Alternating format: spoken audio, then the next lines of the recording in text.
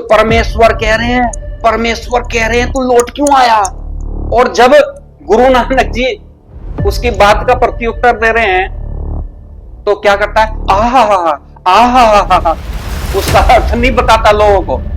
संत रामपाल को संस्कृत का ज्ञान है ही नहीं, उस पर हिंदी भी सही से बोलनी है और सबका अपमान करता है। परम शांति। तब तक तू मर नहीं जाता, तू इसी प्रकार संसार में भ्रम फैलाता रहेगा।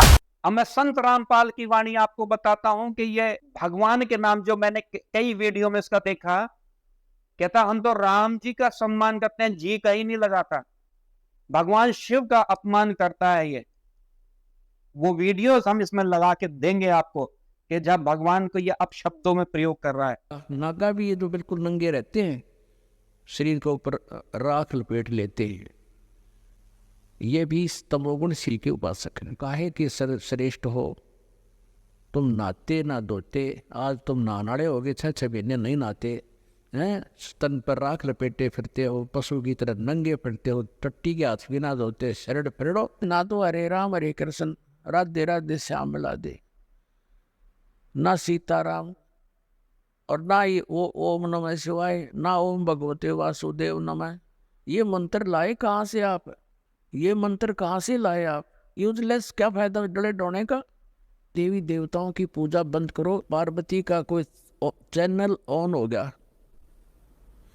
और उस चैनल में वह घुस गई, लगी सिनेमा देखने। तीर्थों पर और इन ऐसे यादगार स्थानों पर जाने से जीव का मोक्ष नहीं और केवल पाप ही होते हैं, पुण्य नहीं। तो काल की भांग पी रखी हमने। कृष्ण तो अपनी रुक्मणी के साथ अपने महल में शतरंज खेल रहा था। भगवान शतरंज खेल लग रहे, अपनी पत्नी के साथ शतरंज खेल रहा था। शिव भगवान के बारे में तो पता नहीं कितने अपशब्द बोले हैं, यहाँ तक कि जो हमारी देवियां हैं, जिन देवी की आराधना करते हैं, वो तो है ही, समाज की हर बच्ची एक देवी का रूप है। लेकिन इतना जहर भर दिया इसने कि इसने महिलाओं को भी नहीं छोड़ा। क्यों छोड़ेगा? जो इसकी महिला भक्त थी, जो तुम लोगों की तरह इसे भगवान मानती थी, आश्रम में बच्चों की और उन 4 महिलाओं के शव प्राप्त किए गए। वहां पर एबॉर्शन की दवाइयां मिली गई,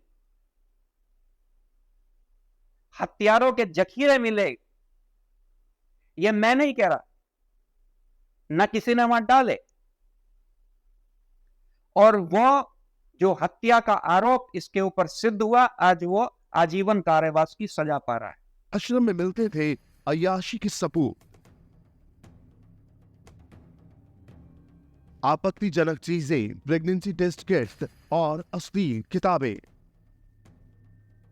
बाबा रामपाल ने अपने आश्रम में अय्याशी का पूरा ठिकाना बना रखा था। पुलिस को रामपाल के कमरे से प्रेगनेंसी किट के साथ साथ शक्तिवर्धक दवाइयां मिली थी। रामपाल ने अकूत दौलत इकट्ठी की थी। बाबा रामपाल का आश्रम ही भक्तों से मोटी रकम ऐंठने का जरिया बना हुआ था। रामपाल भक्तों को स्वर्ग भेजने का सब्सबाग खाकर स्पेशल पूजा करने के लिए कहता था। बाबा रामपाल की स्पेशल पूजा में भक्तों को स्वर्ग भेजने का भरोसा दिलवाया जाता था। भक्तों से ज्यादा पैसे ऐंठने के लिए बाबा रामपाल का दावा था कि अगर स्वर्ग में सीट पक्की करनी है तो 1 लाख रुपए देने होंगे। भक्तों को स्वर्ग भेजने के लिए इस तरह की स्पेशल पूजा हर 15 दिन पर करवाई जाती। इसमें बाबा के 2000 से 3000 भक्त भाग लेते थे। पूजा में भाग लेने के लिए हर भक्त से 9000 रुपए वसूले जाते थे। रामपाल के आश्रम में हथियार। रामपाल के आश्रम में हथियारों का जखीरा। पुलिस वाले एक के बाद एक 34 बंदूकें आश्रम के बाहर निकाल लाए। इसमें 12 बोर की 23 राइफलें थी, जबकि 10 डबल बैरल की बंदूकें थी। इसके अलावा .32 की एक पिस्टल भी मिली है। गुरु रामानंद जी ने कभी इसको अपना शिष्य स्वीकार नहीं करा। ये बहुत सारी पुस्तकों में और हर जगह यह विवरण इसका मिलता है और यह प्रमाणित है। हिंदू समाज ने और उस समय के तथाकथित विद्वानों ने, जब ये भगवान राम का अपमान कर रहा था, तो इस रामानंद जी ने स्वयं इसको जाके डांटा और इसको कहा कि तेरे जैसे धूर्त, मूर्ख और अधर्मी विधर्मी जैसे बालक को मैं अपना शिष्य कभी स्वीकार ही नहीं कर सकता। लेकिन गुरु रामानंद जी से यह गलती हुई कि उस समय पूर्ण हिंदू समाज के विद्वानों को लेकर इसका प्रखर विरोध करना चाहिए था, तो हो सकता था कि यह इतना ना उछलता, क्योंकि इस्लामिक शासन था, इसलिए हिंदुओं को दबाया जा रहा था। और इस मुसलमान जुलाहे की इतनी हिम्मत बढ़ती चली गई कि इसने हिंदुओं के ऊपर कटाक्ष करने लगातार इतने जारी रखे कि उन्हें अपमानित करने का कोई मौका नहीं छोड़ा। जिन शास्त्रों का ये आज संत रामपाल हवाला देता है, कहता है शास्त्र संवत पढ़ाई करो, उन शास्त्रों का तो, वेदों का तो कबीर ने विरोध किया था। मैंने कई इसके शिष्यों से सुन रखा है कि गुरुजी शास्त्र संवत हमें पूजा पद्धति सिखाते हैं, तो भाई कबीर ने तो शास्त्रों का और वेदों का अपमान किया था। वो तो एक अनपढ़ जुलाहा था, उस पे तो शास्त्र और वेद पढ़ने ही नहीं आते थे। और शास्त्र वेद तो आज भी अच्छे अच्छों पे नहीं पढ़ने आते, इसके लिए बहुत शिक्षित होना पड़ता है, संस्कृत भाषा का ज्ञान होना पड़ता है। उसे तो किसी बात का ज्ञान तक नहीं था। संत रामपाल को संस्कृत का ज्ञान है ही नहीं, उस पर हिंदी भी सही से बोलनी नहीं आती और सबका अपमान करता है। अगर रामानंद जी कबीर के गुरु थे तो रामानंद जी के को भी कभी गुरु रामानंद जी नहीं कहता, जी नहीं लगाता, ये अपमानित करके शब्द बोलता है। और बोलता उन्हें तो गुरु की आवश्यकता ही नहीं थी। कितने आश्चर्य की बात। मैं इसकी आपको कुछ चौपाइयां बताता हूं, जहां एक चीज मैं इसकी खास बात बताऊंगा आपको रामपाल की, कि जहां इसको वेद में और कबीर जी की चौपाइयों में कुछ समझ में नहीं आता, वहां पे आहा कह के छोड़ देता है उनको। कितना मूर्ख बताता है ये लोगों को, हमें भी हंसी आती है। हम पूरा रिसर्च कर रहे हैं इसके ऊपर, जहां इसको कोई समझ में नहीं आया शब्द, तो वहां करता है आहा आहा, क्या बात है, क्या बात है, ओह आ अब देखिए ये गुरु नानक जी, जिनको दुनिया में सब लोग पूजते हैं, जब गुरु नानक जी और इसका संवाद आपस में होता है, तो देखिए ये संत रामपाल ही उसकी विवेचना कर रहा है कि तुम बड़ भक्त भवसागर आवा, और जीव को कौन चलावा, निरंकार सब सृष्टि भुलावा, तुम करी भक्ति लोट क्यों आवा। अब इसे तुम बड़ भक्त भवसागर आवा और जीव को कौन चलावा, इसका अर्थ नहीं पता, वहां पे करता है आहा आहा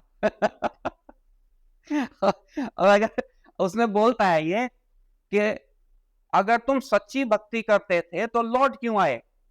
अब लौट कहां से आए इसको कुछ नहीं पता, कहां से लौट के आए कुछ नहीं पता। उनके संवाद चल रहे थे, उसने किस परिप्रेक्ष्य में कबीर ने गुरु नानक जी के बारे में कहा वो हम बताते क्यों कहा।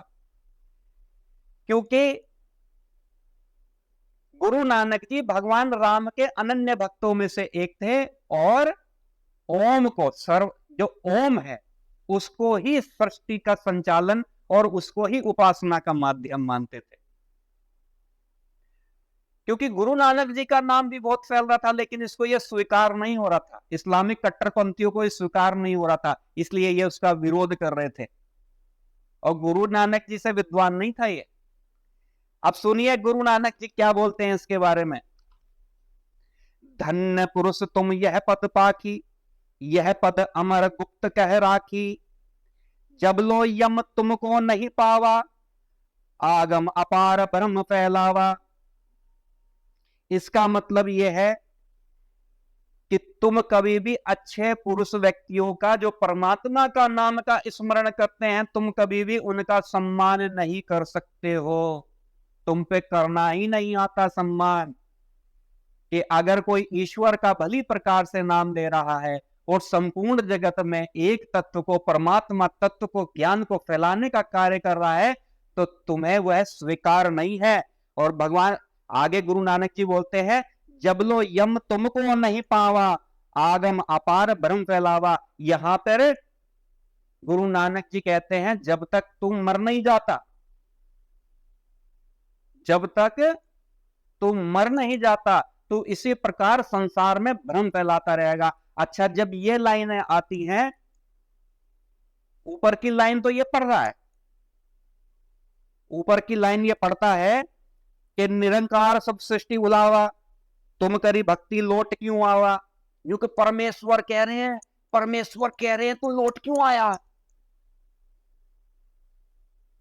और जब गुरु नानक जी उसकी बात का प्रत्युत्तर दे रहे हैं तो क्या करता है, आहा आहा, उसका अर्थ नहीं बताता लोगों को, उसको आहा कह के, क्योंकि उसे पता है कि जो सामने बैठे हैं उनको कुछ नहीं पता, वो तुझे भगवान मान के पूज रहे हैं, अब बेचारे कहां ढूंढेंगे वो उसमें से, तो वो आहा कह के लौट जाता है। तो गुरु नानक जी कहते हैं जब तक तू मर नहीं जाता तब तक तू संसार में ऐसे ही भ्रम फैलाता रहेगा। पर भगत बहुसागर आवा तो और जीव की कौन चलावा। आय हाय, कि आप जैसे भी भगत यहाँ चक्कर काट रहे हैं, इतनी अच्छी भक्ति करने वाले, तो और जीव की कहाँ चलेगी। निरंकार सब सृष्टि बुलावा, इस काल ने सब सृष्टि बुला रखी है, तुम कर भक्ति फिर लौट क्यों आया।